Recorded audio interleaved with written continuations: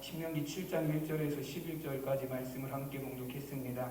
말씀의 제목은 여호와께서 너희를 택하심은입니다. 우리 다 함께 제목을 따라 하시겠습니다.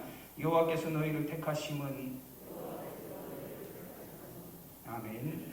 신명기서는 이스라엘 백성들이 광야 40년 생활을 끝내고 이제 하나님께서 약속하여 주신 땅, 또 가나안 땅에 들어가서 살아갈 그 이스라엘 백성들, 이제 가나안 땅에서 삶을 살아갈 이스라엘 백성들을 위해서 하나님께서 주시는 말씀입니다. 그래서 신명기서의 목적은 가나안 땅에서 살아갈 이스라엘 백성들이 하나님의 백성으로서 거룩함을 잃지 않고 하나님이 주시는 은혜와 복을 누리며 살게 하기 위함입니다. 여러분, 신명기 6장 24절에서도 그래서 말씀하시기를 여호와께서 우리에게 이 모든 규례를 지키라 명령하셨으니 이는 우리가 우리 하나님 여호와를 경외하여 항상 복을 누리게 하기 위하심이며 또 여호와께서 우리를 오늘과 같이 살게 하려 하심이라 말씀하십니다. 여러분, 하나님이 주신 명령과 규례와 그 법도 안에서 살아갈 때 이스라엘 백성들이 가나안에서 하나님이 주시는 복을 누릴 수 있고 거기서 생명 있는 삶을 살 수 있다라는 말씀입니다. 그래서 신명기서는 굉장히 하나님이 주시는 규례와 법도 또 명령에 관해서 굉장히 강조하는 성경의 말씀이에요. 그래서 신명기라는 이름 자체가 첫 번째 말씀이라는, 두 번째로 주어지는 율법이다, 그런 의미를 갖고 있습니다. 첫 번째는 이스라엘 백성들이 애굽에서 나와서 시내산 밑에 이르렀을 때 모세를 통해서 하나님이 처음으로 이스라엘 백성들에게 계명과 규례와 법도들을 주셨습니다. 그리고 이제 그 이후로 40년이 지나서 이제 광야 생활을 끝내고 이제 가나안에 들어갈 그 입구에서, 모압 평지에서 하나님께서 다시 한번 모세를 통해서 그때 했던 그 말씀들을, 그때 주었던 명령과 규례들을 다시 한번 주세요. 그래서 신명기 초반의 말씀들을 보면 십계명이 또 다시 나오고 여러 가지 규례와 법도들, 그 시내산 밑에서 모세를 통해서 주셨던 그 규례와 법도들이 다시 반복이 되는 걸 우리가 볼 수 있습니다. 여러분, 이것은 무엇을 의미하냐면 굉장히 중요하다라는 걸 의미합니다. 한번 하나님이 1세대들에게 주셨는데 2세대들에게 가나안에 들어가기에 앞서서 또 그 말씀을 주신다라는 건 굉장히 중요하다라는 거예요. 여러분, 우리도 보면 중요한 얘기를 할 때는 여러분 어떻게 이야기를 하십니까? 자, 다시 한번 말할게, 잘 들어. 이 두 번째 말하는 건 그런 의미를 갖고 있어요.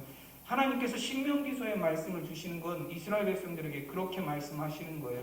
이건 중요하니까 내가 다시 한번 말할 테니까 잘 들어라. 그리고 가나안 땅에 들어가서 내가 너희들에게 두 번이나 너희들에게 말해준 그 명령과 규례와 법도를 잘 지켜 살아야 한다, 그렇게 주시는 말씀입니다. 그래서 신명기서에 나와 있는 가장 큰 주제, 테마 중에 하나는 기억하라는 거예요. 그럼 무엇을 기억해야 합니까? 이스라엘 백성들이 광야에서 하나님을 원망함으로 말미암아서 약속의 땅에 들어오지 못하게 된 그런 사건들을 기억해야 합니다. 또 광야 40년 동안 하나님께서 이스라엘 백성들을 인도하여 주신 그 은혜를 기억하여야 합니다. 또한 마지막으로 하나님의 백성으로 지키며 살아야 될 규례와 법도와 계명과 하나님의 말씀을 기억해야 합니다. 여러분, 이 모든 것을 기억하며 살 때, 잊지 않고 살아갈 때에, 순종하며 살아갈 때에 가나안에서 하나님이 주시는 참된 복을 누리며 살아가게 될 것입니다. 여러분, 가나안에 들어왔다라고 끝이 아니에요. 우리가 그리스도인이 됐다라고 해서 끝이 아닙니다. 여러분, 그리스도인이 되고 나서도 가나안에 들어가고 그들이 하나님의 말씀 가운데 살지 않으면 여러분, 그들이 가나안에서 하나님이 주실, 하나님이 베푸실 은혜를 하나도 누리면서 살지 못하게 될 것입니다. 되는 것을 우리가 또한 성경을 통해서 볼 수 있습니다. 여러분, 하나님께서는 이스라엘 백성들이 이제 가나안 땅에 들어가 살 터인데 거기서 풍요롭게 잘 먹고 잘 살게 되면 하나님을 잊게 될 것에 대해서 염려하셨습니다. 신명기 8장 12절에서 14절 말씀에 보면 내가 먹어서 배부르고 아름다운 집을 짓고 거주하며 또 내 소와 양이 번성하며 내 은금이 증식되며 내 소유가 다 풍부하게 될 때에 내 마음이 교만하여 내 하나님 여호와를 잊어버릴까 염려하노라 말씀하십니다. 그럼 하나님께서는 이스라엘 백성들의 마음이 교만해져서 잘 먹고 잘 살게 되고 양과 소도 많아지고 은과 금도 많아지게 되면 그 마음이 교만하여져서 하나님을 잊어버리게 될 것이라고 염려하셨습니다. 여러분, 또한 신명기 8장 그 이후의 말씀들을 보면 이스라엘 백성들의 교만이 어떤 모습으로 나타날지에 대해서도 말씀하세요. 신명기 8장 17절 말씀에 보면 그러나 내가 마음에 이르기를 내 능력과 내 손의 힘으로 내가 이 재물을 얻었다 말할 것이라 말씀합니다. 하나님이 베푸신 은혜는 다 잊어버리고 광야에서 어렵게 살 때에 하나님이 우리에게 은혜를 베푸셔서 그 광야의 생활을 끝내고 가나안에 들어와서 하나님의 은혜로 말미암아 이 지금 풍성한 은혜를 누리는데 그들이 교만하게 되면 은혜를 잊게 되면 어떤 일이 생기냐면 하나님이 주셨다라고 생각하는 내 손과 내 힘의 능력으로 이 모든 것을 얻었다 할 것이라 그렇게 말씀합니다. 하나님의 은혜를 잊게 되면 사람은 교만해지게 되어 있습니다. 여러분, 나에게 베풀어 주신 그 하나님의 은혜를 잊으면 사람은 교만해져요. 다 내가 이룬 것 같아요. 다 내가 한 것 같습니다. 다 내 능력인 것 같아요. 내가 잘나서 이렇게 된 것 같아요. 내가 남들보다 뛰어나서 하나님이 나를 택하셨다라고 착각하게 됩니다. 그래서 교만이라는 단어를 찾아보면 언어 표현에 보면 룸이라는 단어를 사용했어요. 근데 이게 의미가 어떤 의미냐면 들어올리다라는, 높이 들어올리다라는 그런 의미를 갖고 있습니다. 그러면 사람이 교만해지면 나를 어디로 들어올려요? 하나님보다 높은 자리로 나를 들어올리게 되어 있습니다. 그러면 하나님의 은혜가 사라지면 하나님보다 높은 자리로 나를 들어올리게 되어 있어요. 그래서 하나님의 은혜로 말미암아 가나안의 축복과 부유함을 누리며 살게 되면 그들이 교만해지면 어떻게 되냐면 내 능력과 내 손의 힘으로 이 재물을 얻었다 말할 것이라. 하나님의 은혜는 사라지고 내 능력과 내 힘만 남는다라는 것입니다. 여러분, 그것이 교만이에요. 근데 여러분, 오늘 본문에서는 하나님께서 왜 이스라엘을 택하셨는지에 관해서 말씀을 하십니다. 이 택하심이라는 말씀 자체가 우리가 겸손해질 수밖에 없는 의미를 갖고 있어요. 여러분, 택하심이라는 건 어떤 의미를 갖고 있죠? 택하심이라는 건 나의 의지하고는 전혀 상관이 없어요. 하나님이 우리를 택하셨다라는 것, 하나님이 이스라엘을 택하셨다라는 건 나의 의지라든지 나의 힘이라든지 나의 능력과는 전혀 상관없는 일입니다. 하나님이 그저 그 이스라엘을 선택하셨다라는 거예요. 하나님이 그 이스라엘을 택하셨고 뽑으셨고 그 이스라엘을 하나님이 여러 세계 여러 민족 가운데 골라서 그를 하나님의 백성으로 삼으셨다라는 걸 의미합니다. 그럼 모든 것, 나를 택하신 모든 것은 하나님의 은혜라는 걸 고백하는 믿음의 고백이에요. 여러분, 이스라엘을 택한 것은 하나님이십니다. 그럼 이스라엘 백성들이 하나님을 택한 게 아니에요. 하나님께서 이스라엘 백성들을 택하셨지 이스라엘 백성이 하나님을 택한 게 아닙니다. 세상의 수많은 민족들 중에서 하나님이 이스라엘을 택하셨어요. 그러면 종종 사람들이 교만해지게 되면 갖는 생각이 뭐냐면 택하심에 대한 뒤집어진 생각을 가져요. 여러분, 택하심이라는 건 하나님이 나를 택하신 거예요. 근데 여러분, 교만해지게 되면 어떻게 돼요? 내가 하나님을 선택해요. 교만한 사람들은 그래요. 하나님이 나를 택하시는 게 아니라 내가 하나님을 선택한 거예요. 내가 믿기로 선택한 거고 내가 교회 다니기로 선택한 거고 내가 신앙생활하기로 선택한 거예요. 교만해지면 내가 택한 거예요. 그러다 보니 내가 하나님을 위해서 교회를 다녀줘요. 여러분, 그렇게 다니시는 분 계세요? 내가 목사님을 위해서 교회를 다녀주고 내가 누군 무엇을 위해서 교회를 다녀줘요. 내가 이렇게 다녀주는 거 고마워하라고. 여러분, 얼마나 큰 교만 아닙니까? 여러분, 다녀주세요, 교회를. 하나님이 택하셔서 여러분이 하나님의 성전에 나오는 거지 여러분이 하나님을 택해서 나와주는 게 아니에요. 여러분, 신앙생활을 바르게 하셔야 됩니다. 내가 다녀준다라고 생각하니까 조금 기분 나쁘면 안 나와버려요. 조금 짜증이 나면 불평하고 원망하고 다 비난하고 비방하고 다 교회 탓이고 하나님 탓이고 내가 이렇게 나와주는데 왜 나를 이렇게 취급하냐. 여러분 자신의 선택으로 신앙생활을 하게 되면 정말로 얼마나 교만한 신앙생활이 그곳 가운데 이루어지는지 모릅니다. 여러분 우리의 선택이 아니에요. 하나님이 우리를 택하셔서 하나님의 백성으로 삼으셔서 우리가 하나님 앞에 나와서 하나님의 은혜 가운데 살아갈 수 있게 된 줄로 믿습니다. 여러분 하나님께서 이스라엘을 택하셔서 하나님의 백성이 되게 하셨고 하나님이 이스라엘을 택하셔서 세계 모든 민족 가운데 뛰어나게 하셨습니다. 오늘 7절 말씀에서도 하나님 이렇게 말씀하시죠. 여호와께서 너희를 기뻐하시고 너희를 택하심은 너희가 다른 민족보다 수요가 많기 때문이 아니니라. 너희는 오히려 모든 민족 중에서 가장 적으니라 말씀하십니다. 하나님께서 이스라엘 백성들을 택하신 건 이스라엘 백성의 숫자가 많기 때문이 아니다라고 말씀하세요. 근데 여기서 이 숫자가 많다라는 단어를 원어 표현에서 찾아보면요, 단순히 사람의 숫자만을 의미하지 않아요. 그 나라에 얼마나 풍요롭고 부요롭냐, 얼마나 그 나라가 큰 힘을 갖고 있냐를 의미하는 단어입니다. 이게 그래서 한 나라나 혹은 한 민족이 가진 전체적인 국가의 힘을 의미하는 거예요. 여러분, 즉 이 이스라엘 백성들은 다른 민족보다 뛰어나거나 힘이 있다거나 무슨 능력이 있는 그런 민족이 아니라는 거예요. 오히려 이스라엘 백성들은, 이스라엘이라는 이 민족은 다른 민족이나 족속들과 비교해 볼 때 가장 적으니라 형편없다는 거예요. 다른 민족들하고 비교해 보면 이스라엘 백성들은 형편없는 민족이라는 거예요. 오늘 말씀 1절에서도 보면 이런 사실을 표현하고 있습니다.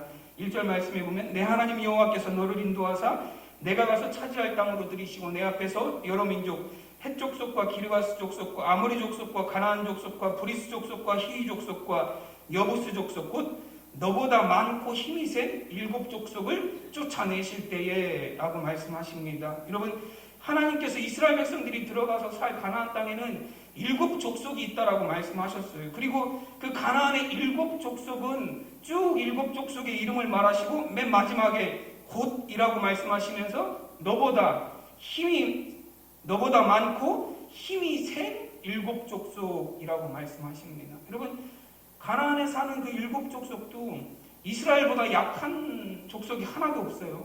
이스라엘보다 숫자가 적은 족속이 하나도 없습니다. 그 7 족속도 다 이스라엘보다 힘이 세고 수요가 많고 국가적인 힘을 가진 그런 족속들이에요.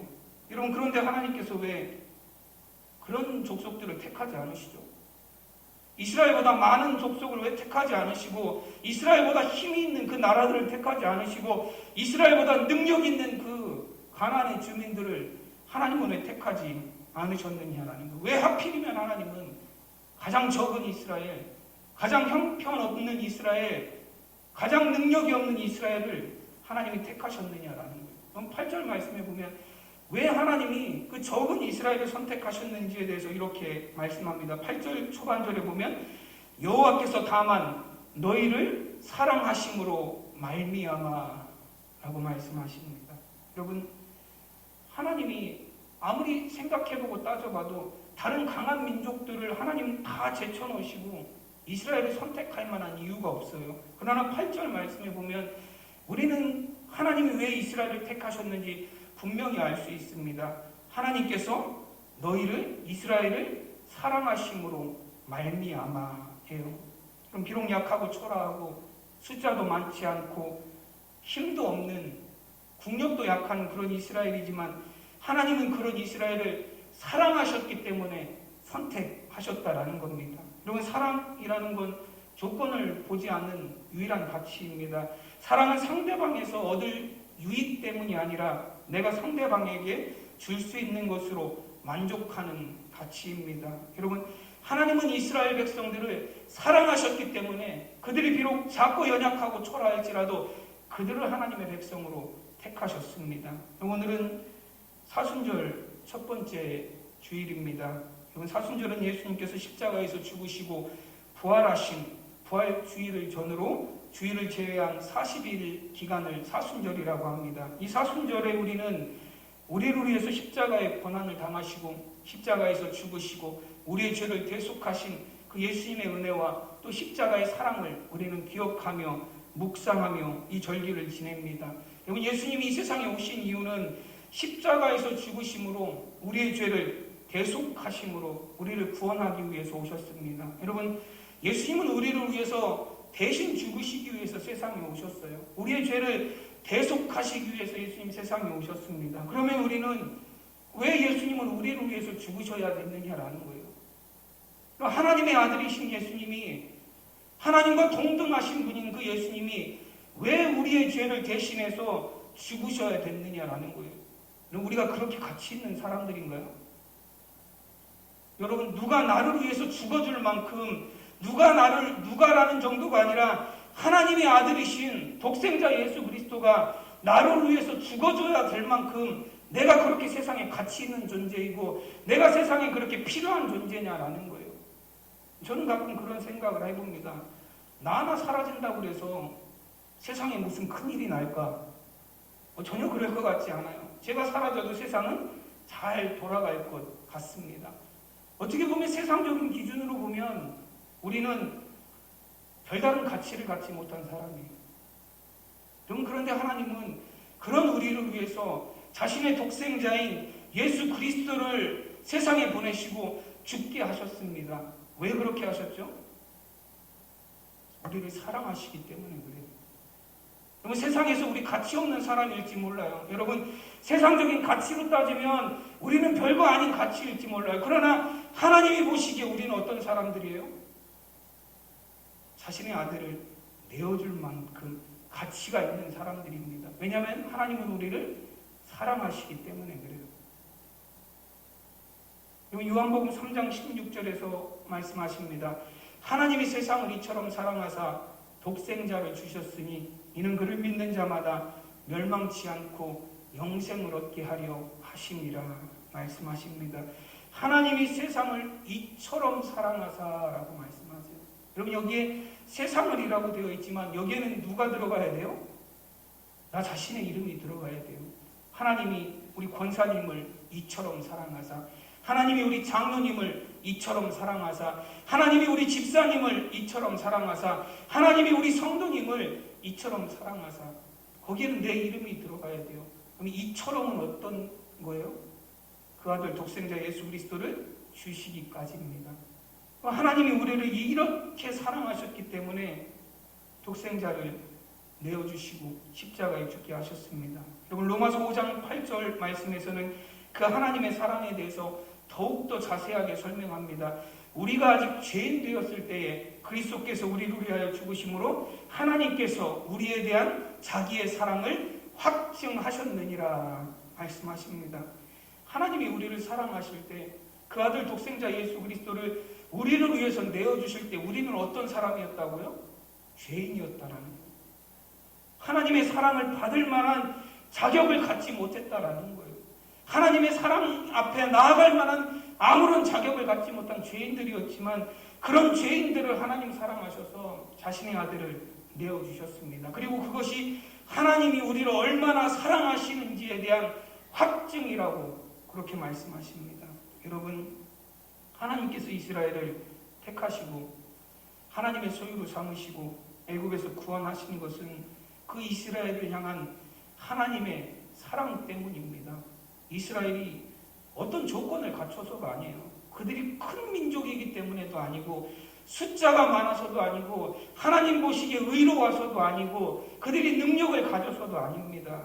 신명기 9장 4절 말씀에서도 하나님께서 또 말씀하시기를 내 하나님 여호와께서 그들을 내 앞에서 쫓아내신 후에 내가 심중에 이르기를 내 공의로움으로 말미암아 여호와께서 나를 이 땅으로 인도하여 드려서 그것을 차지하게 하셨다 하지 말라 말씀하십니다. 너희가 그 땅에 들어가면 하나님이 그 일곱 족속을 쫓아내고 너희들이 차지하게 되면 너희가 스스로 들어가서 생각하기를 내가 공의로워서 하나님이 나에게 이 땅을 주셨다라고 착각하지 말라는 거예요. 너희가 공의로워서 그 땅을 하나님 너희들에게 주신 것 아니다라는 겁니다. 여러분, 우리는 하나님의 한량없는 사랑으로 택함받아 하나님의 백성이 되었고 구원받은 성도가 되었습니다. 여러분, 우리가 잘나서가 아니에요. 우리가 능력이 있어서가 아니라 우리가 자격을 갖춰서가 아니에요. 하나님이 우리를 사랑하셔서 우리가 죄인 되었을 때 우리를 사랑하셔서 그 하나님의 자녀로 우리를 택하시고 불러주셨습니다. 여러분, 그리고 하나님께서는 이렇게 하나님의 택하심을 받은 백성들이 하나님의 은혜와 하나님의 복을 누리는 삶을 살기를 원하십니다. 다시 예전에 죄된 상태로 돌아가기를 원하시지 않는 거예요. 다시 우리가 하나님을 잊고 다시 세상 가운데 나아가서 다시 세상의 교만한 모습으로 살아가기를 원하지 않습니다. 우리는 하나님의 백성으로 하나님이 주시는 은혜와 복을 누리며 살기를 하나님 원하세요. 왜냐하면 하나님 우리를 사랑하시기 때문에 그렇습니다. 신명기서는 그래서 이스라엘 백성들에게 주시는 거예요. 가나안 땅에 들어가서도 그들이 하나님을 잊지 않을 수 있도록, 가나안 땅에 들어가서도 그들이 하나님의 은혜를 기억하는 삶을 삶으로 하나님이 주시는 복을 누리는 삶을 살게 하시기 위해서 신명기에 말씀을 주셨습니다. 오늘 11절 마지막 절 말씀이 뭐냐면, 그런즉 너는 오늘 내가 내게 명하는 명령과 규례와 법도를 지켜 행할지니라 말씀합니다. 하나님의 은혜를 잊지 않고 하나님을 잊지 않고 살아가는 방법이에요. 여러분, 하나님께서 이스라엘 백성들에게 정확하게 방법을 주셨어요. 너희가 어떻게 하나님의 백성으로 살아갈 수 있느냐, 너희가 그 가나안의 풍요로움과 부요함 가운데서도 어떻게 하나님의 은혜를 잊지 않고 하나님을 기억하는 삶을 살 수 있을 것이냐에 대해서 하나님 분명하고도 구체적으로 말씀하셨어요. 내가 오늘 너희에게 주는 명령과 규례와 법도를 지켜 행할지니라. 그러면 너희가 하나님을 잊지 않고 살 수 있을 것이다라는 말씀이에요. 여러분, 이스라엘 백성들이 가나안의 풍요로움에 취해서 하나님이 없다 하며 내 힘과 내 능력을 의지하며 살아가지 않게 하기 위해서 하나님은 규례와 법도를 주시고 계명을 주셨습니다. 그래서 신명기 8장 11절 말씀에서 보시면, 여러분은 오늘 내가 가르치는 여호와의 모든 법과 규정을 어기고 여러분의 하나님 여호와를 잊어버리지 않도록 조심하십시오 라고 되어 있습니다. 현대인의 성경으로 읽은 거예요. 이 말씀은 어떤 의미냐면, 너희가 만약에 하나님이 주신 법도와 규례와 모든 규정들을 잊게 되면 어떻게 될 거라는 거예요? 너희가 하나님을 잊게 될 거라는 거예요. 너희가 하나님이 주신 명령과 규례와 법도를 무시하며 살면 너희들은 하나님을 반드시 잊게 될 거라는 겁니다. 너희가 하나님이 주신 계명과 그 말씀과 명령을 순종하지 않으면 너희는 하나님을 잊게 될 것이라는 거예요. 그리고 하나님을 잊은 자의 삶은 멸망이다라고 말씀하십니다. 여러분, 하나님의 말씀은, 하나님이 우리에게 주신 계명과 법도들은 우리를 얽매이기 위해서 주신 게 아니에요. 어떤 분들은 나를 자꾸 얽매인다라고 생각해요. 그 말씀에 순종하는 것에 대해서. 말씀에 순종하고 말씀에 따라 살아가는 것을 불편하게 생각하시는 분들이 굉장히 많이 있어요. 그러나 여러분, 우리가 살아가는 세상 속에서 우리가 하나님을 잊지 않고 거룩한 하나님의 백성으로 살아갈 수 있는 힘이 어디로부터 오냐면 하나님이 우리에게 주신 말씀으로부터 오는 것입니다. 그 말씀을 지키며 살아갈 때, 그 말씀에 순종하며 살아갈 때에, 그 말씀을 우리가 따르며 살아갈 때 우리가 하나님의 백성으로서의 거룩함을 잃지 않고 우리가 늘 하나님의 은혜 가운데 주시는 복을 누리며 살아갈 수 있습니다. 여러분, 하나님이 계명을 주시고 말씀을 주시는 건 우리가 하나님의 백성으로 잘 살아가게 하시기 위함이에요. 여러분, 오늘 본문 말씀에서도 보면 크게 세 가지로 하나님이 그 규례와 법도 중에서 세 가지를 말씀하십니다. 많은 것들이 있지만 오늘 특별히 세 가지를 말씀하세요. 2절 말씀에 보면, 내 하나님 여호와께서 그들을 내게 넘겨 내게 치게 하시리니 그때에 너는 그들을 진멸할 것이요 그들과 언약도 하지 말 것이며 그들을 불쌍히 여기지도 말 것이며 라고 말씀합니다.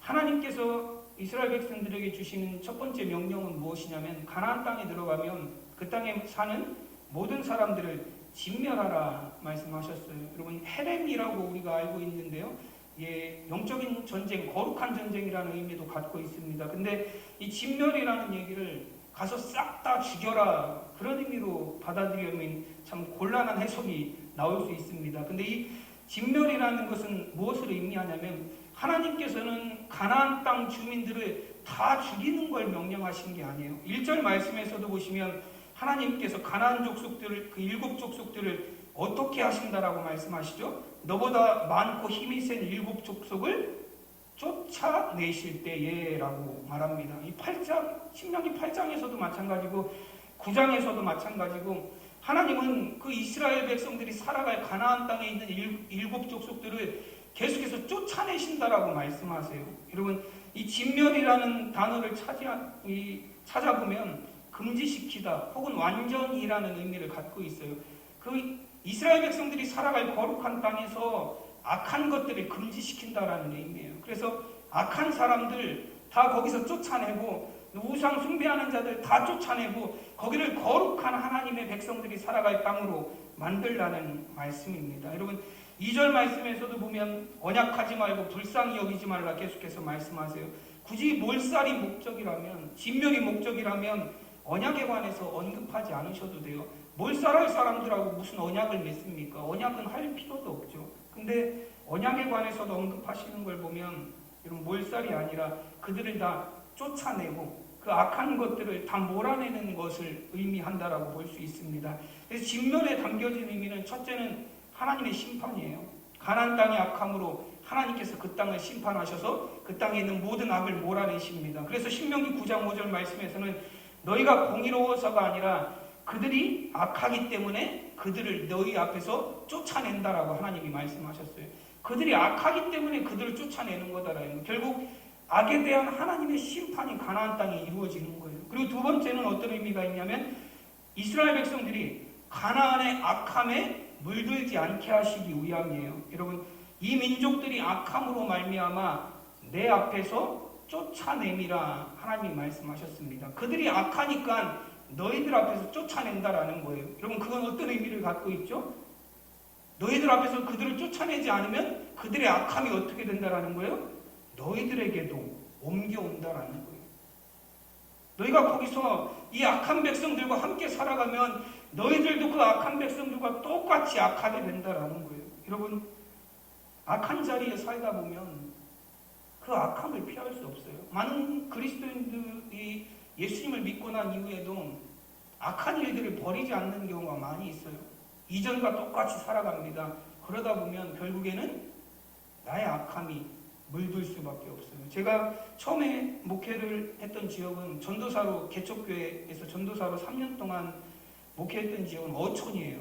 그래서 그 동네 사람들 한 60여 가구, 동네가 두 동네로 돼 있었는데 여기는 60가구, 저기는 한 30가구 정도 해서 한 100호 정도가 그 동네 전체에 있었어요. 근데 그 동네 분들은 대부분 분들이 물고기 잡는 일들을 하셨어요. 배 타고 나가서 물고기 잡기도 하고, 갯벌에 나가서 굴이라든지 그런 거 캐기도 하셨습니다. 근데 그래서 그런지 그 동네는 뭐가 있냐면 풍어제라는 게 있어요. 그건 동네 사람들이 전체가 다 드리는 제사예요. 그게 제가 갔을 때는 약간 흐지부지 됐었는데요. 그래도 제가 갔을 때도 유지가 되고 있었는데, 그 풍어제의 의미는 뭐냐면 용왕님에게 잘 보이는 제사예요. 용왕님에게. 왜냐면 용왕님에게 잘 보여야 물고기도 많이 잡히게 해주시고, 용왕님에게 잘 보여야 용왕님이 풍랑 같은 거 안 일어나게 하셔서 이제 물고기 잡으러 나간 우리 남편들 지켜주신다라는 그런 의미를 갖고 있어요. 근데 그거는 안 드릴 수가 없는 제사예요. 그 집집마다 돌아가면서 드려요. 교회 다니든 안 다니든 아무 상관이 없습니다. 그거 안 드리면 그 사람은 동네에서 어떤 사람이 되는 거예요? 용왕, 저 사람 때문에 나가서 바다에서 무슨 문제가 생기면 누구 책임이에요?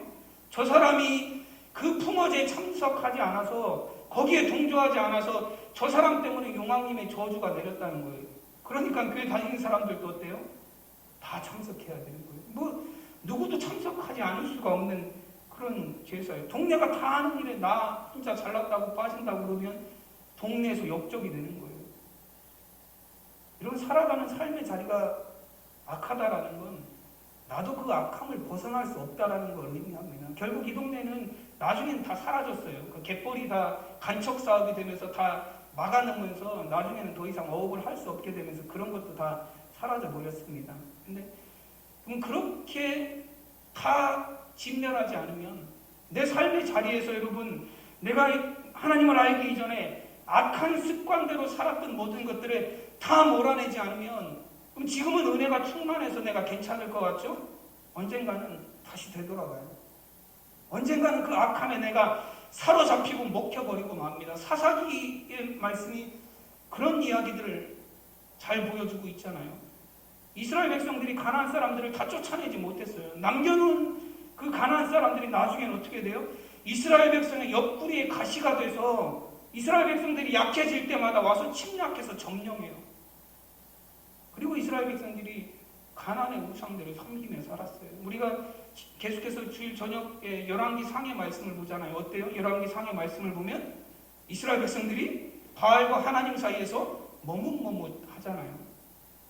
그 땅의 악함에 물들 수밖에 없는 거예요. 여러분, 하나님의 백성으로, 하나님의 자녀로 하나님의 택하심을 받았으면 여러분 그 은혜 안에 머물기 위해서 우리 악한 모든 것들을 진멸할 수 있는 저 여러분이 되시기를 바랍니다. 여러분 또 3, 4절 말씀에 보면 결혼하지도 말라라고 말씀하세요. 그 가나안 주민들과 또 그들과 혼인하지도 말지니 내 딸을 그들의 아들에게 주지 말 것이요 그들의 딸도 내 며느리로 삼지 말 것은 그가 내 아들을 유혹하여 그가 여호와를 떠나고 다른 신들을 섬기게 하므로 여호와께서 너희에게 진노하사 갑자기 너희를 멸하실 것임이니라. 아멘. 여러분 결혼도 굉장히 중요합니다. 결혼 잘못하면 가정이 패망할 수도 있어요. 여러분 우리가 성경에도 보면 그런 사람들 많이 있습니다. 솔로몬 왕 이방 여인들 데려다가 결혼했어요. 그건 나중에는 어떻게 되죠? 결국에는 솔로몬 왕의 선택에 의해서 이방 여인들과의 결혼을 통해서 우상이 왕궁에 넘쳐나고 결국엔 나라가 반쪽이 나는 그런 결과를 만들어놨어요. 여러분 아합 왕도 이세벨이라는 엣바알의 딸, 엣바알이 바알의 제사장이에요. 그런 딸을 데려다가 이세벨이라는 뜻은 바알이 어디 계십니까? 라는 뜻이에요. 그런 왕비를 데려다가 온 나라가 우상 숭배에 빠지게 만들었습니다. 그럼 결혼이라는 것 중요해요. 그럼 우리가 우리의 자녀들이 결혼하고 내가 결혼하는 문제에 대해서 여러분 조건 많이 따지시잖아요. 내 며느리 될 사람 그리고 내 사위 될 사람 데리고 오면 여러분 뭐 보세요? 일단 외모도 보시고 직장 어디 다니는지 보시고 좋은 학교 나왔나 보시고 가문도 보시고 돈 얼마나 잘 버는지도 보세요. 여러분 그런 자랑 많이 하시고 우리 사위가 다니는 회사에서 연봉이 얼마라고 막 어쩌고 저쩌고 그런 막 자랑 많이 하시잖아요.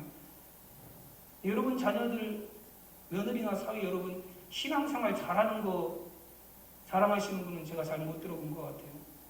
여러분 세상에서 잘 되는 것도 좋은 거예요. 그렇지만 여러분 세상에서 아무리 잘 되면 뭐합니까? 천국에 가지 못하면 세상에서 누리는 모든 것들이 무슨 소용이 있겠습니까? 여러분 여러분의 자녀들에게 가장 중요한 건 뭐냐면 신앙생활을 잘 할 수 있는가요? 내 자녀들이 누군가 배우자를 만나서 그 사람을 통해서 신앙생활을 더 잘하고 내 자녀가 결혼을 해서 더 신앙생활이 하나님 앞에 가까워지는 삶이 될 수 있는가요? 근데 여러분 우리는 그런 걸 하나 신경도 안 써요.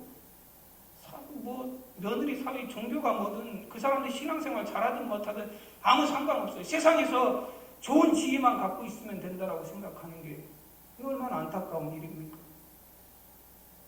우리 자녀들이 결혼하고 여러분 정말 우리 자녀들이 가정을 이루고 그런 문제에 있어서 신앙이 정말로 중요해요. 여러분 결혼을 통해서 정말로 그 믿음이 그 신앙의 가정이 더욱더 든든히 세워져 갈 수 있습니다. 여러분 중요한 문제예요.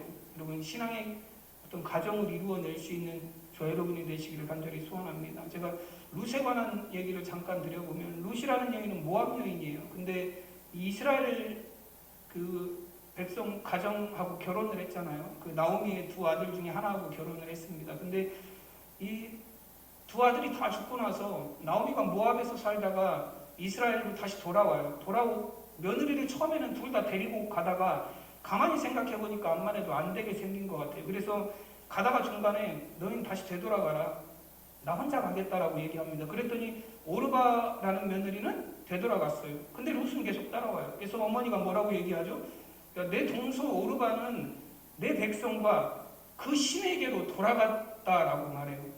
모압의 그모스 신에게로 돌아가는 거예요. 근데 너는 왜 계속 따라오냐? 너 나 따라오지 마. 가 했더니 이 룻이 뭐라고 하면서 계속 말하죠.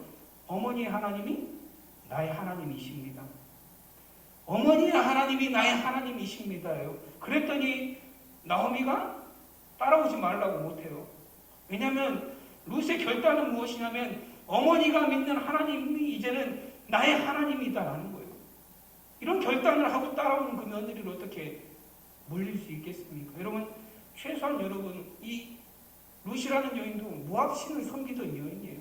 이 정도의 결단과 각오가 있어야 여러분 그 가정에 정말로 하나님의 믿는 믿음으로 평안을 누리는 가정이 세워질 수 있는 것 아니겠습니까? 여러분, 정말 우리 자녀들의 신앙을 위해서 기도하고, 여러분 정말로 여러분 자녀들의 가정이 믿음의 가정으로 세워질 수 있도록 준비하는 저 여러분이 되시기를 바랍니다. 또 5절 말씀에 보면 우상을 깨뜨리라고 말씀하세요. 오직 너희가 그들에게 행할 것은 이러하니 그들의 제단을 헐며 주상을 깨뜨리며 아세라 목상을 찍으며 조각한 우상들을 불사를 것이니라. 아멘. 그럼 하나님께서 이런 명령들을 이스라엘 백성들에게 주시는 이유가 무엇입니까? 작은 여지라도 남겨놓지 말라는 거예요. 불쌍하다고 남겨놓고 조약을 맺고 그들을 남겨놓으면 내가 편안하게 일꾼 삼아서 살 수 있다라고 남겨놓고 당장 이익을 위해서 남겨놓으면, 당장 편안함을 위해서 남겨놓으면, 당장 내가 즐거우려고 조금씩 남겨놓은 악한 것들이 너희들을 온통 나중에는 다 삼켜버리게 될 것이다라는 거예요. 진멸할 수 있을 때, 끊어버릴 수 있을 때 다 끊어내고 진멸해야 너희가 그 하나님이 주신 가나안 땅에 들어가서도 참된 복을 누리며 살 수 있다라는 겁니다. 우리는 이런 하나님의 말씀과 명령과 규례와 법도에 귀를 기울여야 합니다. 여러분, 그래야 우리가 세상의 죄와 악으로부터, 세상의 우상으로부터 우리를 지켜낼 수 있습니다. 우리가 완벽한 사람이면 하나님 이런 얘기는 안 하실 거예요. 우리는 연약합니다. 이스라엘처럼 세계 모든 사람들 중에서 연약한 사람들이에요. 우리는 죄로부터 우리를 스스로 지켜낼 능력이 없습니다.